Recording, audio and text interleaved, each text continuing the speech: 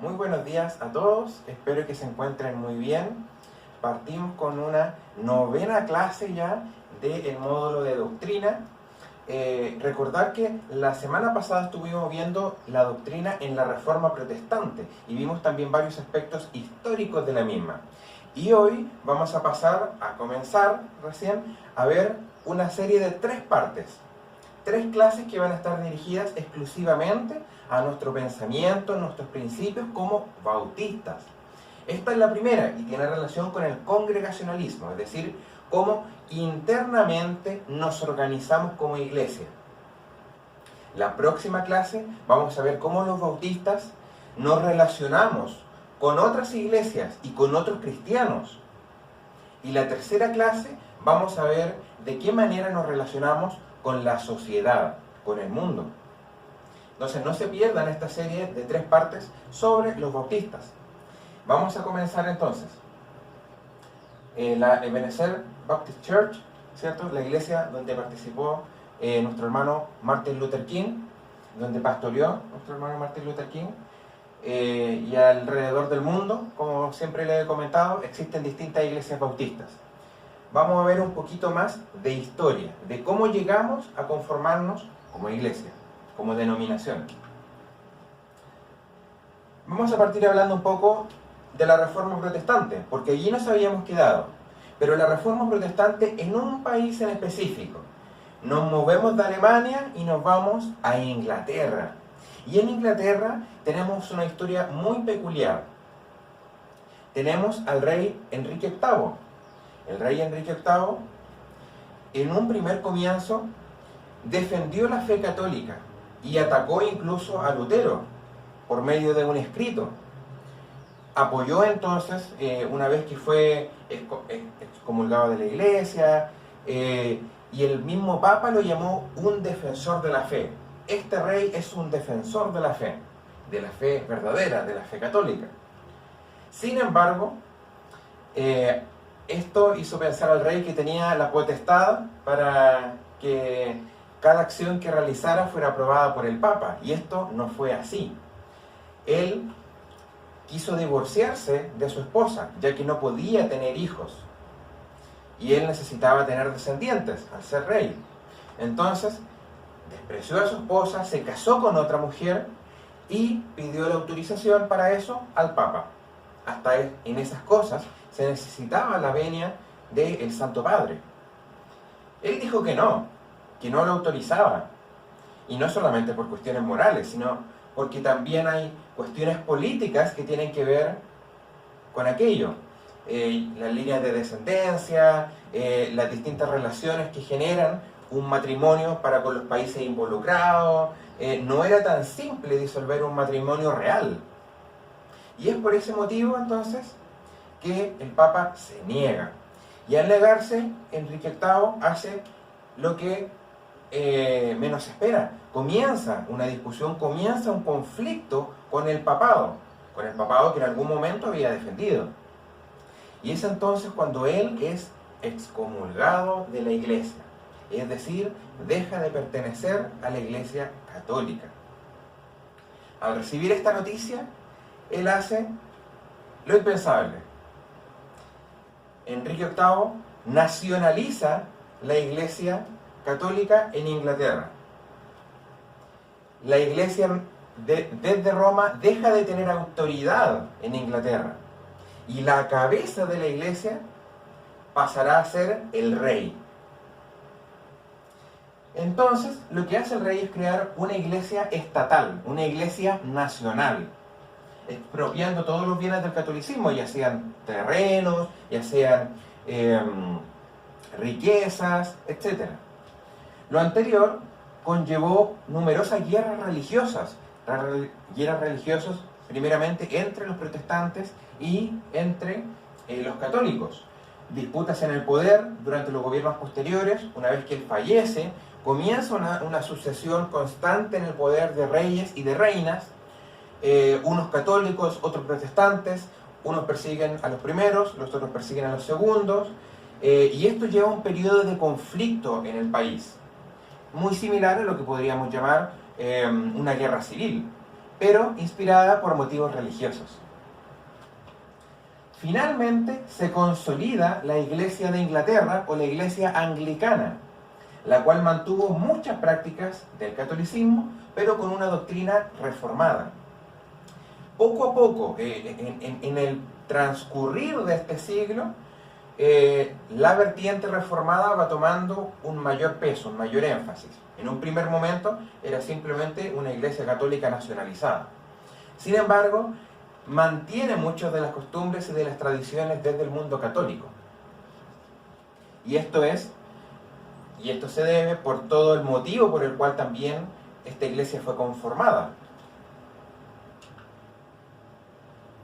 Entonces, ante esto, hay un grupo de personas en Inglaterra que están inconformes, son los inconformistas. No están de acuerdo con la línea que está llevando la iglesia estatal, la iglesia anglicana. Ellos desean ver otro tipo de iglesia. Ellos pretenden alcanzar plenamente la reforma que quedó como a medias en Inglaterra. Junto con las guerras de religión, entonces, existió además una gran persecución religiosa a todo el que no apoyase a la iglesia oficial y a todo al que no se comportase como dijese la iglesia que debía ser un cristiano. Había un libro de oración común, habían unas especies de leyes que aplicaban para ser cumplidas en forma religiosa. Entonces, ellos no se alineaban, este grupo, a lo estipulado por la iglesia estatal. Ellos querían ser cristianos, ellos querían tener una fe reformada, pero no de la manera en cómo lo habían dictaminado las autoridades político-religiosas. Muchos creyentes entonces manifestaron su descontento por una iglesia que imponía la religión y aún mantenía prácticas del catolicismo. Esta primera parte es muy importante. La iglesia estatal, la iglesia anglicana en ese tiempo, aún imponía la religión al resto de los vasallos, ¿cierto? Imponía la religión, imponía lo que se debía hacer, lo que se debía creer y el cómo debía hacerse. Podía ser de una manera un poco más reformada, pero de igual manera era una imposición moral que se realizaba. Este grupo fue conocido como separatistas o inconformistas. Separatistas, aquellos que ya deseaban separarse de esta iglesia, crear una iglesia distinta. No todos los inconformistas fueron separatistas. Tenemos el caso de John Owen, que él era un anglicano por convicción y pretendía reformar aquella iglesia. Pero sin embargo, hubo otro grupo de personas que dijeron, esta iglesia aún no nos representa porque sigue teniendo las mismas viejas prácticas del pasado. Y este grupo, muy particular, se caracterizaba por tener un énfasis en el estudio de la Escritura. Ellos profundizaban mucho en el estudio de la Escritura. También en la vida espiritual del creyente y en vivir una vida sobria y humilde. Eran personas que vivían una vida de humildad. No vivían con grandes bienes, con grandes pertenencias, no eran personas ostentosas. Tenían una vida con hábitos espirituales, de lectura de la palabra, de la oración, de la predicación del Evangelio. Todas estas prácticas eran muy habituales en ellos, las tenían por recurrentes. ¿Qué pasó entonces? Este grupo separatista, y estos particularmente con las características que yo les he dicho, se llamaron puritanos. Puritanos. ¿Por qué? Porque ellos aspiraban a realizar, ¿cierto?, esta iglesia más pura y este comportamiento del creyente de una manera mucho más espiritual. Tenía mucho que ver con la vida interna del creyente. Pero esta vida interna del creyente se manifestaba necesariamente en su vida social, donde no siempre era aceptada, donde muchas veces era perseguida. De este grupo de puritanos entonces surgen los presbiterianos en el año 1560, los congregacionales en el año 1580 y los bautistas generales y particulares a comienzos del siglo XVII. Se dice que la primera iglesia bautista se conformó en el año 1609. Algo tenemos de esa historia. Sin embargo, la iglesia que se conformó en aquella época no es el mismo tipo de iglesia que tenemos hoy. Se podría decir que en 1609 comenzó la historia del pueblo bautista, del movimiento, de la denominación bautista. Sin embargo, aún faltaba caminar un trecho de algunas décadas para conocer una iglesia bautista como la conocemos hoy en día, con las características y los principios que nos caracterizan. ¿Por qué hablo de bautistas generales y particulares? Porque en algún momento, en este comienzo, en este inicio, en este origen, no todos los bautistas eran iguales y nacieron simultáneamente distintos grupos de bautistas. Y al ser cada uno independiente, entonces tenían distintas visiones teológicas con respecto a ciertos temas. Y los grupos principales entonces fueron bautistas generales y bautistas particulares. Esto tenía principalmente que ver con el alcance de la salvación. Vamos a ver ahora entonces los bautistas propiamente tal. Hay que recordar que este grupo de inconformistas que fue perseguido se extendió hacia las colonias de Inglaterra. Unos llegaron a Holanda y otros fueron a Estados Unidos. Y particularmente un grupo de estos, como yo les comentaba, en 1609, este grupo de puritanos va hacia Holanda, los Países Bajos, y allí comienza esta práctica del bautismo, del gobierno congregacional, de la libertad religiosa. Comienza ya a haber un grupo muy similar a los bautistas. En 1613, este grupo regresa a Inglaterra y allí funda una congregación en Londres. Podríamos hablar tal vez que esta fue la primera iglesia bautista. Con certeza no existe una fecha que nosotros definamos como bautistas de creación. No existe una persona a la cual nosotros le atribuyamos el haber creado la iglesia bautista. Sin embargo, es parte de la historia que vamos escarbando. Thomas Helwig fue la persona que regresó a Inglaterra, era el pastor de la iglesia que regresó junto con 12 personas y fundó esta iglesia, esta congregación en Londres. Podemos ver que es un movimiento muy pequeño, un pastor y 12 personas que llegan a conformar una iglesia en Londres. Durante el transcurso de este siglo, distintos grupos bautistas fueron afianzando su doctrina y práctica mientras se expandían, como yo les comentaba, por Inglaterra y sus colonias. Esto es entonces parte de lo que vamos a ver como historia, ¿cierto? Esta es la parte histórica que es muy importante conocer para comprender los aspectos doctrinales y los principios que albergaron los bautistas. Vamos a ver la primera entonces diferencia que nosotros tenemos con respecto a lo que es el gobierno de la iglesia. Cuando hablamos del gobierno de la iglesia o la eclesiología, es la forma en cómo la iglesia se ordena, se estructura. ¿Cuál es el organigrama, muchas veces podríamos decir, que tiene la congregación? Y ante esto existen tres tipos de iglesias distintos, tres visiones distintas. Cada iglesia que nosotros conozcamos es parte de esas tres visiones. La primera es un gobierno episcopal y se caracteriza porque existe un obispo principal, es decir, una sola persona que es la que encabeza o representa a la iglesia. Puede o no tener un consistorio. ¿Qué es un consistorio? Es un grupo también de obispos, de pastores, de cardenales, en el caso de la Iglesia Católica, que también tiene una influencia en la determinación de ciertas normas de la congregación. Entonces existe esta figura principal y también existe este consistorio, que algunas iglesias lo tienen y otras iglesias no lo tienen. Hay algunas iglesias que solamente poseen una cabeza y no poseen ninguna otra autoridad intermedia muchas veces. Las iglesias históricas que tienen un gobierno episcopal generalmente diferencian a los laicos de los religiosos.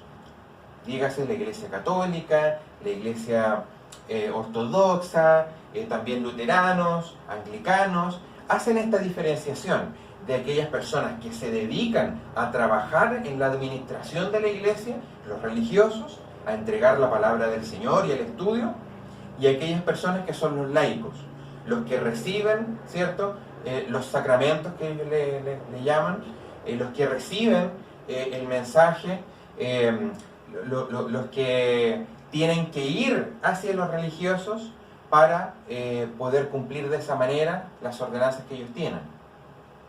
Esta división muchas veces es estricta. En el medioevo esta división fue muy estricta entre lo que era una persona religiosa y entre la que desarrollaba un trabajo mundano. Lo hemos conversado en alguna ocasión. Pero bueno, no todos los gobiernos episcopales necesariamente se caracterizan por eso. Esto básicamente en las iglesias históricas. Ejemplos de iglesias episcopales, ya lo he nombrado: la Iglesia Apostólica Católica Romana, la Iglesia Católica Apostólica Ortodoxa, ¿cierto? La Iglesia Metodista Pentecostal de Chile. En Chile, las iglesias pentecostales son de gobierno episcopal, ya que las iglesias pentecostales en Chile se conformaron o vienen en un primer momento de la iglesia metodista episcopal, que sabemos que, dado el avivamiento pentecostal que hubo en 1909 en la ciudad de Valparaíso, comienza recién este movimiento. Y el movimiento pentecostal que se generó y toda la gran diversidad de iglesias que tiene, se mantuvo al amparo de este gobierno episcopal. Hay un obispo que es quien dirige la congregación, y hay obispos intermedios también que lo ayudan, ya sean regionales, comunales, etc. Y luego vienen los laicos o las personas en general. Esto es muy interesante, ya que, por ejemplo, el pentecostalismo en Estados Unidos es distinto. El pentecostalismo en Estados Unidos recibe la influencia del mundo bautista. Y es así que la principal denominación pentecostal, que son las Asambleas de Dios en Estados Unidos, no tienen un gobierno episcopal, sino que tienen un gobierno congregacional. Bueno, hemos visto a grandes rasgos las características de este gobierno episcopal. Cabe decir que esta es una tipología muy amplia, muy genérica, y dentro de esta conviven muchos tipos de organización. Por ejemplo, es muy distinta a una iglesia que tiene un obispo principal a la figura del Papa, ¿cierto? El Papa es el obispo de Roma y es el obispo principal de la iglesia para los católicos. Y asimismo, cada iglesia va entregando sus propios nombres a cada uno de estos roles, va entregando sus propias características. Cada uno tiene distintos ámbitos, muchas veces de decisión. Cada iglesia se estructura de manera distinta, pero siguiendo básicamente esta linealidad: obispo principal, obispo intermedio y laicos. Es decir, una estructura piramidal. Ahora vamos a ver un segundo tipo de congregación, que es el gobierno presbiteriano. En un gobierno presbiteriano tiene muchas características similares al anterior. Sin embargo, no son personas puntuales, personas concretas las que están liderando, sino que son grupos de personas que ellos llaman un presbiterio, o un grupo de ancianos, podríamos llamar también. Entonces, es un concilio el que encabeza la iglesia, un grupo de personas. Los presbíteros pueden ser regentes o docentes, es decir, pueden estar dedicados a la administración, a los temas administrativos de la iglesia, o a la enseñanza y a la proclamación del evangelio. Es interesante ver cómo muchas veces desarrollan roles que son distintos. Y existe una democracia representativa. ¿Qué significa esto? Es una democracia de tipo indirecto. Las personas en cada iglesia local escogen a sus presbíteros. Y luego de eso los presbíteros tienen libertad para desarrollar su ministerio. Y los presbíteros, que serían estos de carácter intermedio, escogen a lo que sería el presbiterio principal. Aquí también no existe un solo tipo de gobierno presbiteriano, sino que va dependiendo de cada iglesia. Este tipo de gobierno es característico y comenzó con la iglesia presbiteriana, y de allí viene su nombre. Que, por cierto, es la iglesia que viene, lo nombramos anteriormente, del movimiento separatista y puritano, y especialmente eran los reformadores en Escocia. Entonces tenemos como ejemplo la iglesia reformada de Francia, la iglesia husita checoslovaca y la iglesia presbiteriana en Chile. De esta manera entonces vemos este segundo tipo de gobierno que también mantiene una linealidad, pero que está encabezada por grupos de personas. No existe un representante. Al mismo tiempo, este tipo de gobierno ya permite una forma de participación de la congregación, dependiendo también del tipo de iglesia que sea. Pero existe allí, o es posible que exista participación de los miembros con respecto a quiénes son sus líderes, por ejemplo. Y tenemos en tercer lugar el gobierno congregacional, el tema de esta clase, el tipo de gobierno de iglesia que nos representa a nosotros los bautistas. Y el gobierno congregacional tiene las siguientes características. Las congregaciones locales o iglesias son soberanas e independientes. Me voy a detener aquí un momento. Para nosotros, la congregación local es la iglesia visible. Hemos hablado de ese concepto. Cada congregación local es una iglesia, llega a conformarse como una iglesia. Sin embargo, para los casos anteriores no es así. En estos casos puede existir una iglesia de carácter universal. La iglesia es la iglesia católica. Lo que yo tengo, no sé, en mi barrio es una capilla, es un templo católico, pero la iglesia católica es esta de carácter universal.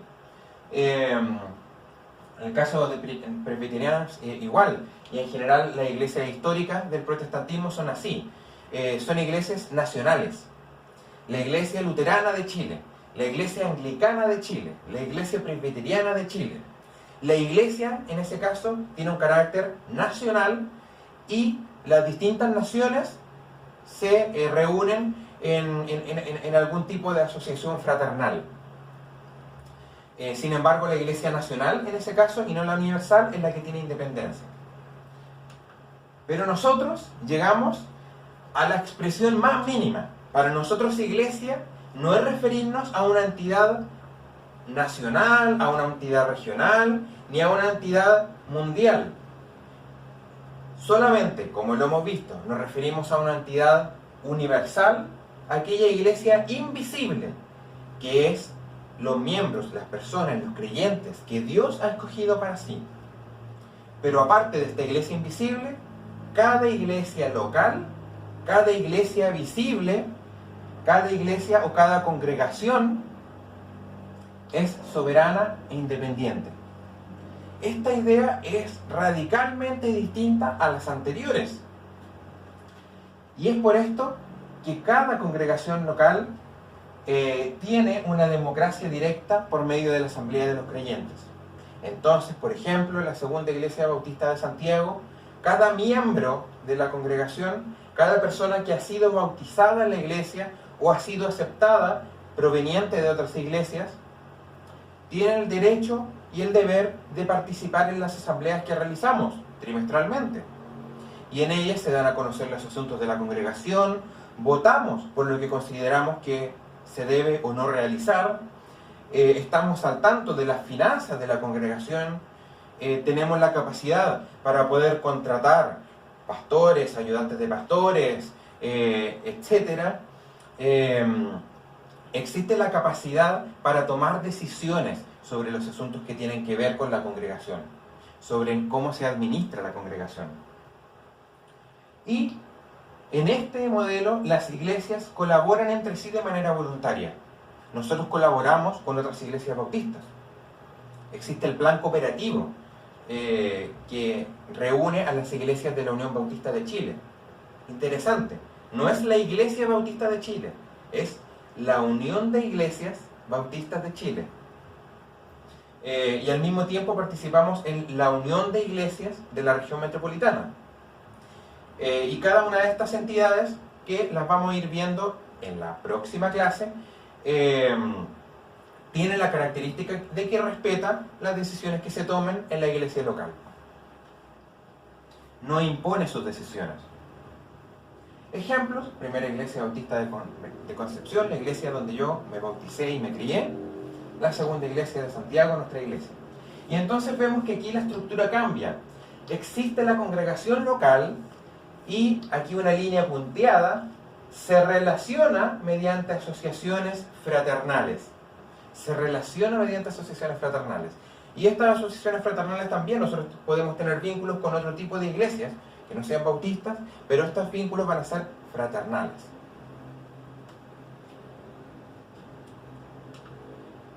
Espero que haya quedado claro estos tres tipos distintos de iglesia, estos tres modelos de administrar la iglesia. Si tienen alguna duda, recuerden en escribirme. Pero ahora vamos a ver dos fundamentos que son claves para entender por qué nosotros defendemos el congregacionalismo. El primero de ellos es el señorío de Jesucristo. Cada cristiano se debe en primer lugar a su Señor, buscando contentarle a Él y no a las personas, ya que es ante Dios que cada uno de nosotros rendirá cuenta de sus actos y de su fe. Esto ya comenzó a gestarse en la Reforma Protestante, ¿cierto? En que no es posible que se imponga la fe a las personas, que se imponga lo que debo creer y lo que debo hacer, que lo imponga un grupo de personas que tienen ciertos intereses o que tienen cierta visión, cierta cosmovisión. Yo también tengo el deber de leer la Escritura, de relacionarme con mi Dios y de decidir entonces lo que es correcto hacer. Porque yo tendré que dar cuentas ante Dios de mis actos, no los terceros.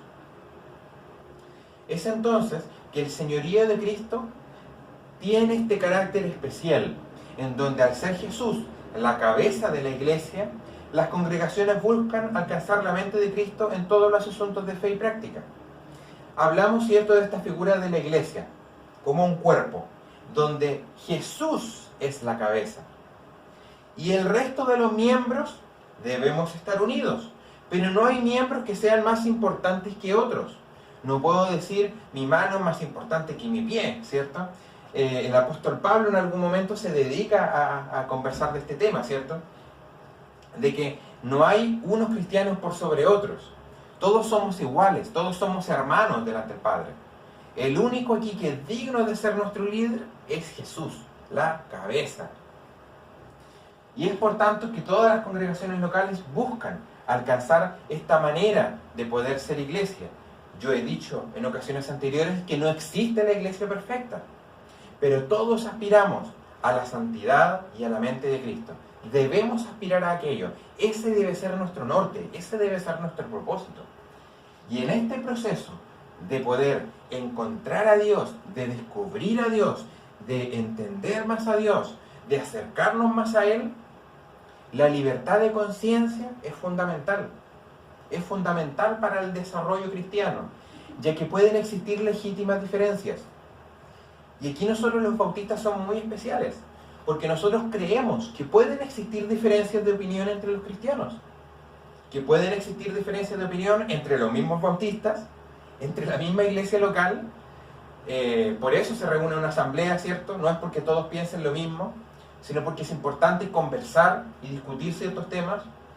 Creemos que que pueden haber diferencias en la interpretación de ciertos aspectos, como ya hemos dicho en la Biblia, que ya hemos estudiado esa parte. Lo fundamental que nosotros debemos saber de la Escritura en relación a nuestra salvación, cualquier persona lo puede entender. Pero habrán otros asuntos en los cuales pueden haber un debate, en los cuales tal vez no esté tan claro o existan opiniones distintas a partir de la Escritura, porque ese es un principio nuestro, ¿cierto? En nuestra inspiración de fe en la Escritura, todo parte desde allí, pero a veces desde la Escritura no todos entienden exactamente lo mismo. Y esa diferencia es legítima. Nosotros creemos que esa diferencia es legítima. Y nosotros decimos, bueno, es legítima, pero nosotros nos organizamos de esta manera. Nosotros, en base a lo que hemos leído y comprendido de la Escritura y de nuestra relación con el Señor y la revelación del Espíritu Santo, creemos que esta es la forma. La iglesia es al mismo tiempo una monarquía absoluta y una democracia pura. Cristo es rey y ejerce autoridad de rey. Los miembros de la iglesia son hermanos, todos iguales en su autoridad y en sus derechos. Este es un escrito de un libro de los bautistas, escrito por el doctor Pablo Porter en 1974. Qué interesante cómo lo plantea. Muchas veces se nos dice que nosotros nos mandamos solos, los bautistas. Pero no es así. Los bautistas no se mandan solos. Los bautistas tienen una dualidad que tiene el principio de la libertad. Y esta dualidad es que por un lado son una monarquía absoluta, que estamos liderados solamente por la figura de Cristo, que Él es nuestro rey y puede determinar todo lo que nosotros somos. Y por otro lado, que los creyentes, que esta iglesia visible, que las congregaciones locales tienen la libertad y la autonomía para decidir los asuntos que le competen. ¿Por qué? Porque son hermanos. Porque no hay uno por sobre otro. Porque no hay nadie que venga a nosotros a dictaminarnos o no hay nadie que venga a imponernos lo que nosotros debemos ser. Cada iglesia puede tener un énfasis particular. Una segunda característica o fundamento, más bien, del gobierno congregacional es el sacerdocio del creyente. Nosotros sabemos que todo cristiano es un sacerdote y que tiene la responsabilidad de relacionarse con Dios y de proclamar su evangelio. Esto es muy importante, porque muchas veces nosotros tenemos la costumbre de repetir ciertas frases o de manera involuntaria tal vez hablar con ciertos términos que nos confunden. Por ejemplo, yo al preguntarles, ¿quién es el sacerdote del hogar? ¿Han respondido? No es el hombre el sacerdote del hogar necesariamente. Todos los cristianos somos sacerdotes y por tanto, todos los que creen en Cristo dentro de mi familia, dentro de mi hogar, de mi casa, son sacerdotes de su hogar. Todos tienen la misma responsabilidad espiritual delante de Dios. No hay nadie que pueda imponer lo que pensar. Eso es distinto a cómo nos organizamos como familia y el liderazgo que una persona ejerce en ella en temas cotidianos. Pero estamos hablando aquí de lo espiritual. En lo espiritual, cada uno de nosotros es un sacerdote del Señor. Cada creyente, cada cristiano. Esto significa que todos los miembros de la Iglesia Universal son iguales ante Dios. Todos los miembros de la Iglesia Universal somos iguales ante Dios. En términos espirituales, todos somos iguales ante Dios. Es por eso que no se requieren de mediadores espirituales humanos para relacionarnos con el Padre más que Jesucristo. Muy interesante porque aquí está una de las diferencias que nosotros tenemos también con el mundo católico, ¿cierto? Que las conversamos la semana pasada.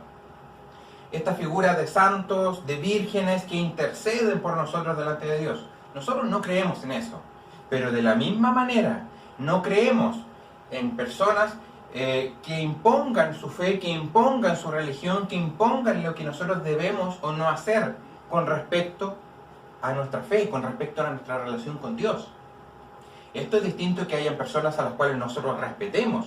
Nosotros respetamos que existen líderes que son puestos por Dios. Pastores, diáconos, ministros. Creemos que fuera de nuestras congregaciones también lo hay. Grandes evangelistas, eruditos que han publicado libros que nos inspiran. Sin embargo, esto es una inspiración para nosotros. Es algo que nosotros podemos ver con admiración. Podemos aprender de ellos. Pero no se basa en una imposición y en una necesidad de que la otra persona influya en mí. No hay autoridad política o religiosa que pueda imponer a las personas sus creencias. Esto es fundamental y es parte de la historia bautista, que en algún momento fue perseguida políticamente por no adecuarse a los principios, a las normas de esta iglesia oficial, de esta iglesia estatal que existía en Inglaterra. Y por ese motivo ellos fueron perseguidos. De la misma manera a cualquier autoridad religiosa. Nuestra autoridad es Jesucristo. Nuestra autoridad primera es Jesucristo. Él es quien nos lidera. El apóstol Pedro dice: y ustedes son las piedras vivas con las cuales Dios edifica su templo espiritual. Además son sacerdotes santos por la mediación de Jesucristo. Ustedes ofrecen sacrificios espirituales que agradan a Dios. Qué interesantes palabras. Este concepto de piedras vivas. No somos más que rocas, inertes, inservibles, inútiles. Sin embargo, adquirimos un valor especial por medio del sacrificio de Dios. Adquirimos un precio especial porque somos hechos a imagen de Dios. Y la figura de Cristo renueva nuestro ser. Y es por eso que por su mediación podemos ser sacerdotes santos. Estos sacerdotes que se acercan libremente a la presencia de Dios. Debemos recordar que en el antiguo pacto existían sacerdotes. Y aquellos eran los que se relacionaban con Dios. No cualquier persona entraba a la presencia de Dios. Solamente los sacerdotes entraban a la presencia de Dios. Solamente un grupo de personas escogidas entraba a la presencia de Dios. Y luego este grupo de personas iba hacia donde el pueblo, que no tenía una relación directa con Dios, y les decía lo que creer. Y les decía lo que Dios les había dicho. Qué interesante, ¿eh? Es la misma figura que nosotros vemos cuando hay iglesias que diferencian a laicos de religiosos. Es la misma figura. Nosotros tenemos la capacidad para celebrar, por ejemplo, la Cena del Señor en nuestros propios hogares, porque somos sacerdotes delante de Dios. Cada uno de nosotros, si preparamos nuestro vino y nuestro pan. Eso no es posible en todas las iglesias, porque hay iglesias donde, principalmente de carácter episcopal, donde la figura del religioso es fundamental, donde hay cosas que no podemos hacer por nuestra cuenta, donde necesitamos que alguien más venga y nos administre algún tipo de sacramento. En nuestro caso no es así.